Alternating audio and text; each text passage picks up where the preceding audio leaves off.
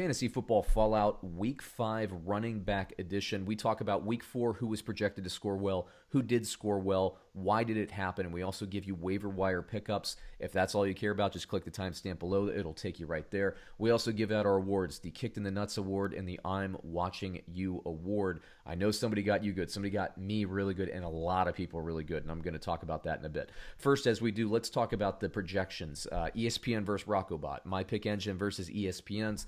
Who did we have projected in the top 10? Well, in order, Alvin Kamara for ESPN was number 1. Also for Rockobot, Alvin Kamara was number 1. Ezekiel Elliott, Dalvin Cook, Aaron Jones, Josh Jacobs, Edwards-Helaire, Miles Sanders, that is, Austin Ekeler, who was injured, so it's kind of a red shirt. Austin Ekeler was also in Rockobot's top list. Bummer for Rockobot, especially in a game where the Chargers scored so well. Chris Carson and Joe Mixon projected in the top 10. Rockobot, Aaron Jones was number 2. I already mentioned Kamara was number 1. James Robinson for the Jaguars was 3. Dalvin Cook, Mike Davis, Jonathan Taylor, Austin Ekeler, Jerick McKinnon, Kenyon Drake, and Chris Carson rounded out the top 10. Now, it's kind of a weird week. Initially, I had Derrick Henry, I believe, in there. Had to take him off. I think I had James Conner in there. Had to take him off. We'll see. I mean, both Rockobot and ESPN have players going Monday night, so it could get a little bit better. 4 for each as we go along. But who did score in the top 10? In order, Joe Mixon finally had himself a game.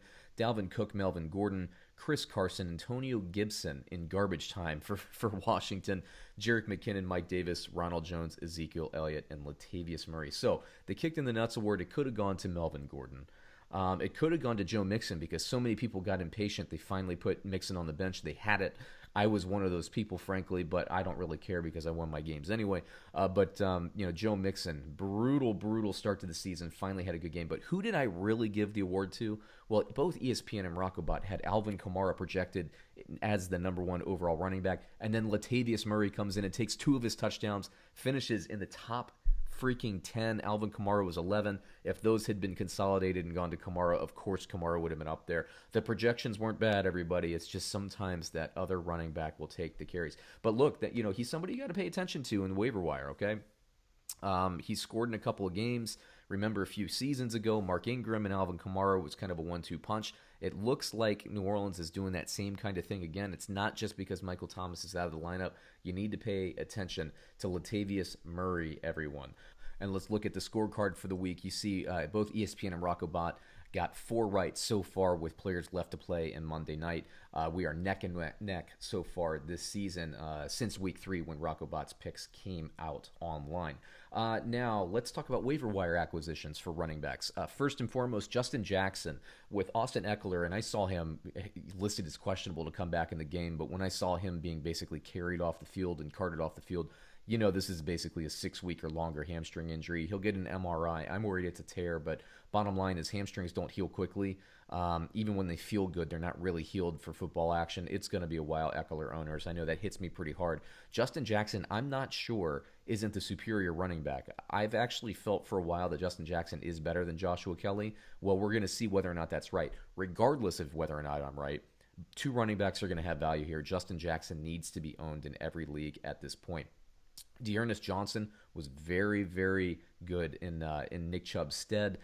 Nick Chubb's going to have an MRI. Hope it's not anything serious. Dearness Johnson's going to get a lot of carries regardless. Pick him up. Latavius Murray, who we just talked about, he had over 12 carries in 3 out of 4 games so far for New Orleans, including the game where Michael Thomas played. Pick him up. Chase Edmonds.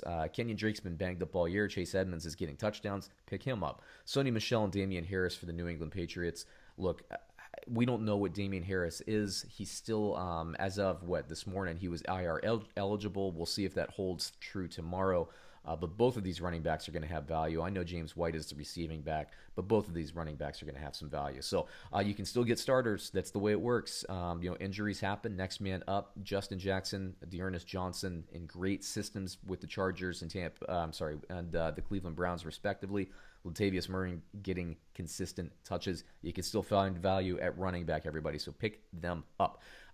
For me, that's about it. I do quarterback, wide receiver, tight end, and defense and special teams as well. So make sure you check out those videos. Like, comment, subscribe. Let me know who you got who kicked you in the crotch as well. Let me know who really just gave you that stomach punch, right?